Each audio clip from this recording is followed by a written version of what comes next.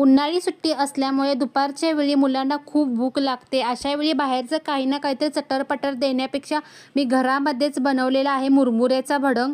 तुम्ही बघू शकता की एकदम मुरमुरे एकदम कुरकुरीत होते. त्यामुळे मी अगदी घरातल्या म्हणजेच घरगुती पद्धतीने कोल्हापुरी लाल तिखट मसाला वापरून बनवले मुरमुरे. एकदम भन्नाट अशा चवीचे बनलेले आहेत. तसेच घरामध्ये सुद्धा अगदी पौष्टिक असा नाचण्याचा चिवडासुद्धा बनवलेला आहे.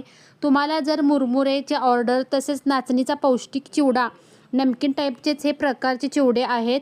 तुम्हाला जर हे चिवडा आवडला असेल, नाचणीचा चिवडा तरी खूपच टेस्टी लागतो, तर तुम्ही ऑर्डर करू शकता.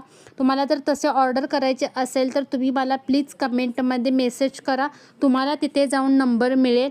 रेसिपी आवडल्यास लाईक, शेअर, सबस्क्राईब तसेच माझे चॅनलसुद्धा नवीन आहे. जाता जाता तेवढं चॅनलला सबस्क्राईब करायला विसरू नका. धन्यवाद.